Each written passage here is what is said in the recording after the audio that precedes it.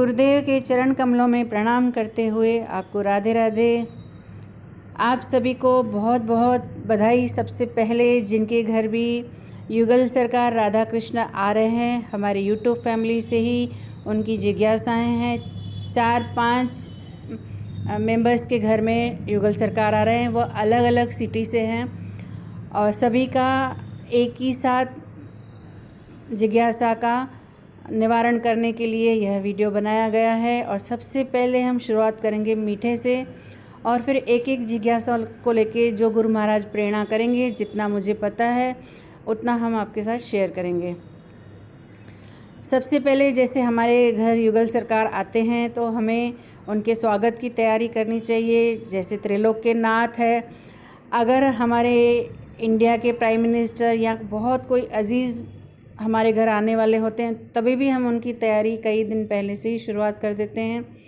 और जैसे अभी लॉकडाउन करके मेहमान वगैरह को हम नहीं बुला सकते हैं, रिश्तेदारों को, तो ठीक है, वो भी ठाकुर जी की एक मर्ज़ी, उनकी रज़ा में राज़ी है। फिर भी जो आनंद उत्साह है हम उसको कम नहीं होने देंगे। तो जैसे सबसे पहले तैयारी करके रख देनी चाहिए उनके वस्त्रों की, उनके आभूषणों की, ज्वेलरी की। और एक दिन पहले ही उनको तैयार कर देना चाहिए।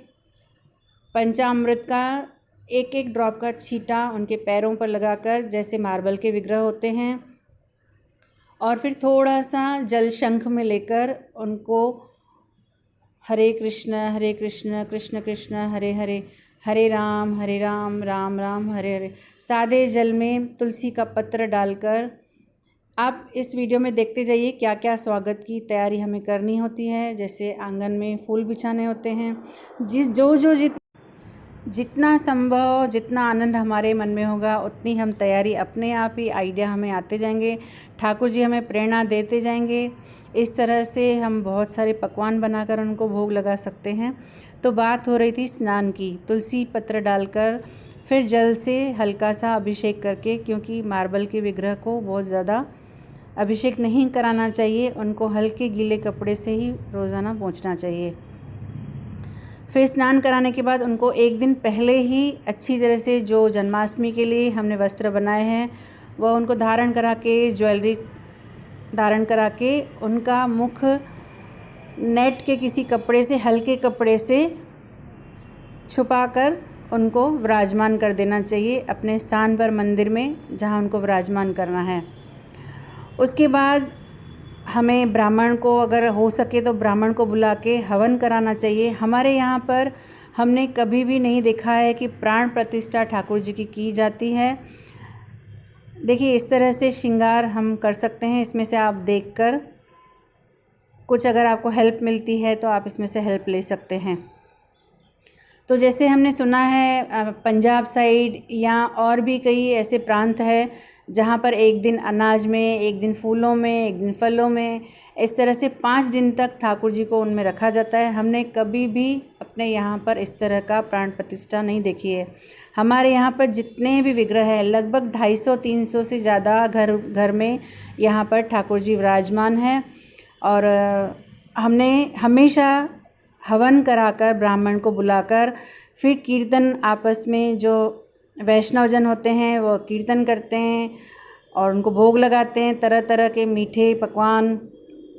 इस तरह से हमने, जितने भी हमारे यहाँ के ठाकुर जी हैं उसी तरह से हमारे यहाँ विराजमान हुए हैं। इस तरह से ठाकुर जी को तैयार करके फिर उनका जो मुखारविंद है उनको बिल्कुल नेट के कपड़े से ढक देना चाहिए। फिर ब्राह्मण को बुला के हवन कराना चाहिए। अगर इस समय, जैसे ये समय चल रहा है कोरोना वाला, ब्राह्मण नहीं मिल रहा है, तो आप ही हवन सामग्री आपको पंसारी के दुकान से आराम से मिल जाएगी, वह लेकर आकर, और अगर आपको मंत्र भी नहीं आते हैं तो सबसे पहले सिर्फ गणेश जी को आह्वान कीजिए और उसके बाद महामंत्र से 108 बार या यथासंभव जितना आपको माला जप करना है, एक माला जप करते जाएंगे, दूसरे हवन में आहुति देते जाएंगे, स्वाहा स्वाहा करते। इस तरह से हवन करके फिर ठाकुर जी को भोग लगाकर फिर उनका मुखारविंद ओपन करके ठाकुर जी का आह्वान करेंगे, कीर्तन करेंगे, आइए ठाकुर जी हमारे घर में विराजिए। जो आपके मन में प्रार्थना है, उत्साह उमंग है, वह उनके चरणों में अपने शब्द अर्पण कीजिए। वह मन की बात जानते हैं और सुनते भी हैं, ऐसे नहीं कि नहीं सुनते हैं। इस तरह से यह बहुत आसान तरीका है ठाकुर जी को अपने घर में विराजमान करने का। बाकी अपने ऊपर है कि हम क्या क्या कर सकते हैं। यहाँ पर हवन देखिए, हमने अपने घर में खुद ही हवन किया था। जितने घर के मेंबर थे 2-3 अवेलेबल उस समय, बस आपस में ही नीचे से सबसे पहले जैसे हम जोत जगाते हैं, हवन कुंड में नीचे से जोत जगा देनी चाहिए। उसके ऊपर 3-4 कपूर रखने चाहिए और कपूर का थोड़ा सा और अलग से पाउडर भी कर लेना चाहिए। फिर गाय के गोबर के जो उपले होते हैं वह बहुत ज़रूरी होते हैं, उससे वातावरण शुद्ध भी हो जाता है और वो बहुत पवित्र होते हैं। फिर जो उपले होते हैं गाय के गोबर के, वह इस तरह से ट्रायंगल जैसे बना देना चाहिए, उस पर थोड़ा पाउडर छिड़क देना चाहिए कपूर का। फिर इस तरह से लकड़ियाँ रखकर एक घी की आहुति देगा, 2 जने जो पंसारी की दुकान से सामग्री मिलती है उसकी आहुति देते जाएंगे। और अगर चाहिए तो एक मेंबर अगर जो पास में बैठा हो वह हरि नाम जाप, जैसे हरे कृष्ण कृष्ण कृष्ण हरे हरे, हरे राम राम राम हरे हरे, वह माला जाप भी करते जाएं। तो जैसे हमें गुरुदेव ने समझाया है कि एक कृष्ण को पूजने से सभी देवताओं को, सभी देवी देवता ब्रह्मांड में जितने भी लोग हैं सबको अपने आप ही वह आहुति मिल जाती है। जैसे हम पेड़ के जड़ में जल चढ़ाते हैं तो वो जो जड़ है वो एक एक डाल तक, एक एक पत्ते तक अपने आप पानी पहुंच जाता है। उसी तरह से अगर हम एक कृष्ण को भोग लगाते हैं, एक कृष्ण के नाम से हवन करके उनको आहुति अर्पण करते हैं, तो वह अनेक देवी देवता जितने भी ब्रह्मांड में हैं, जल जड़ सबको अपने आप ही पहुंच जाता है। यह हमें हमारे गुरुदेव ने सिखाया है। और एक पंथ, एक ग्रंथ, एक मंत्र, एक गुरु, एक आसन, यह हमें सिखाया गया है। किसी और का आसन नहीं लेना चाहिए और मंत्र भी हमेशा एक ही जपना चाहिए। गुरुदेव भी हमेशा एक ही करने चाहिए जो हमें मंत्र दीक्षा देते हैं। दीक्षा एक ही बार होती है जीवन में। जैसे एक सुहागन पति के लिए पति एक ही होता है, बाकी वह किसी की माँ भी बन सकती है, किसी की चाची, किसी की मामी। इसी तरह से हम शिक्षा गुरु अनेक कर सकते हैं, लेकिन दीक्षा गुरु हमें जीवन में एक ही करने चाहिए और उन्हीं का ही मंत्र जाप करना चाहिए। और कहते हैं गुरु भी ऐसे करने चाहिए जो हमें कृष्ण तक पहुँचाए, कृष्ण के लिए मार्ग दिखाए, गीता का ज्ञान दें, श्रीमद् भागवत का ज्ञान दें, महामंत्र जप के लिए हमें प्रेरणा दें और हमेशा हम उनसे कांटेक्ट कर सकें इस तरह से। तो इस तरह से हवन हम अपने घर में कर सकते हैं। हवन वैसे भी हमें महीने में 15 दिन में जब हमें अनुकूल लगे कि आज एकादशी है या कुछ और तिथि, अच्छी पवित्र तिथि है, उस दिन हवन करना चाहिए घर के। अगर कोई घर में नहीं भी अवेलेबल रहता है, जैसे शॉप पे जाना है या बच्चे जॉब करते हैं, आप अकेले ही बैठ जाइए, कृष्ण और आप बस अपना हवन कीजिए और कुछ भी नहीं। हरे कृष्ण महामंत्र तो आता ही है। इस तरह से शुद्धिकरण भी हो जाता है और घर का वातावरण भी बहुत पवित्र रहता है। एक बार मेरे साथ बोलिए, हरे कृष्ण कृष्ण कृष्ण हरे हरे, हरे राम राम राम हरे हरे। और हम हमेशा जब भी घर में ठाकुर जी के घर में हम रहते हैं तो जब भी हवन करते हैं तो आखिर में नरसिंह प्रार्थना बोल के उनकी भी एक आहुति देते हैं। नरसिंह भगवान को हमेशा प्रार्थना करने से हमारे किसी भी काम में विघ्न नहीं आता है, हमें किसी चीज़ का भय नहीं लगता है और बहुत सारी बातें फिर कभी अगले वीडियो में स्पेशल हम नरसिंह देव भगवान जी के लिए बनाएंगे एक वीडियो। जिनको नहीं पता है उनके लिए बनाएंगे, जिनको पता है उनको मेरा शत शत प्रणाम कि कितनी शक्ति होती है नरसिंह कवच में। और हम वैष्णवों को नरसिंह प्रार्थना रोज़ अवश्य करनी चाहिए, नरसिंह आरती घर में रोज़ गानी चाहिए। गा नहीं सकते हैं तो आजकल टेक्नोलॉजी बहुत फास्ट है, मोबाइल पर या किसी पर भी लगाकर सुन सकते हैं एटलीस्ट संध्या के टाइम पर। यह वातावरण को बहुत शुद्ध करती है और हमें भक्ति में आगे बढ़ाते हैं। तो ये सब हो गया। अब हमने घर में मीठा भी बना लिया और ठाकुर जी को श्रृंगार भी करा दिया। एक दिन पहले जैसे मिठाइयाँ वगैरह तो एक दिन पहले ही बन जाती है ना, और जिस दिन जैसे जन्माष्टमी 12 को आ रही है, 12 अगस्त को, तो उस दिन ठाकुर जी को हमने एक दिन पहले विराजमान कर दिया। फिर मिठाई भी पहले ही बना ली, ये तैयारी हो गई। फूल वगैरह जितनी भी हमें बाज़ार के सामान चाहिए थे वो एक दिन पहले हमने बिल्कुल एक जगह रख दिए, जैसे हमें इधर उधर दौड़ना ना पड़े। ये सब होने के बाद, हवन होने के बाद हम ठाकुर जी को भोग लगाएंगे। जब बिल्कुल जैसे हवन करने से पहले ही हम भोजन तैयार कर देंगे, और जितने भी भोजन पदार्थ हम बना सकते हैं प्रेम से उतने, फिर हवन होने के बाद ठाकुर जी को वो भोग अर्पण करेंगे। और रात को हम जन्माष्टमी जैसे मनाते हैं, लड्डू गोपाल जी को पंचामृत से स्नान करा सकते हैं, उनके आगे खिलौने रख सकते हैं, रखने चाहिए। अगर खिलौने नहीं अवेलेबल है तो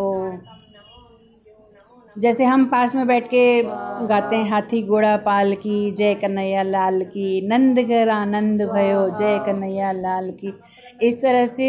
और महामंत्र कुछ न कुछ कीर्तन करना चाहिए पंचामृत से स्नान करा के। और उसके बाद अपने आप ही जब हमारे घर ठाकुर जी आ जाते हैं, हमारे घर नहीं उनके घर में हम रहते हैं, तो हम जब भी मार्केट जाते हैं हमारी नज़र अपने आप ही सभी चीज़ पे पड़ती है। कितने सुंदर फूल है, चलिए हम अपने युगल सरकार के लिए ले जाते हैं, अपने लड्डू गोपाल के लिए ले जाते हैं।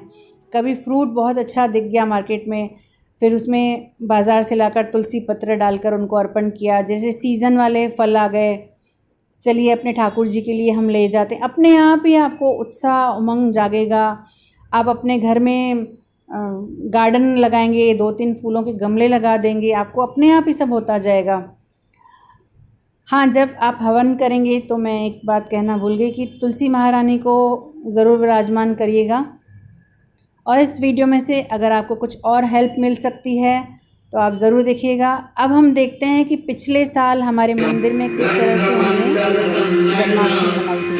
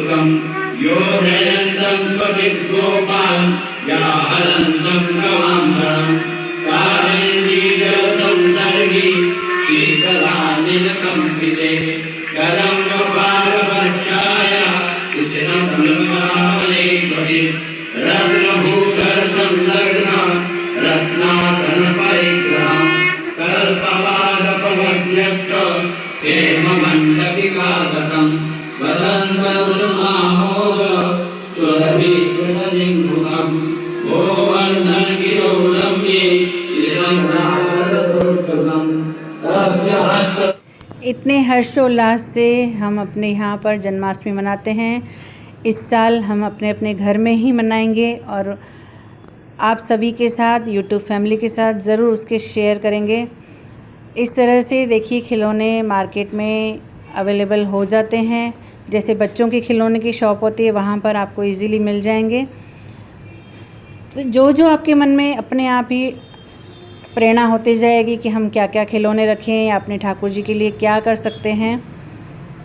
बस ये बिल्कुल सीधा और सटीक तरीका है। हवन करके अपने घर में ठाकुर जी को विराजमान कर दीजिए और पंचामृत से स्नान कराइए। पंचामृत में आप सभी को पता है, दूध, दही, मक्खन, मिश्री, ये सब 5 चीज़ें पड़ती है। तुलसी पत्र अवश्य डालना चाहिए यथासंभव। अपने घर में झूला ज़रूर लगाना चाहिए। और जब कृष्ण हमारे साथ हैं तो किसी चीज़ का हमें भय नहीं होना चाहिए। हमेशा अपने मन में उत्साह, उमंग और हंसते रहना चाहिए। हम सभी को जन्माष्टमी की कोटि कोटि बधाइयाँ। नंद घर आनंद भयो, जय कन्हैया लाल की। हाथी घोड़ा पाल की, जय कन्हैया लाल की। फिर से मिलेंगे एक नए वीडियो में एक नए दर्शन के साथ। राधे राधे।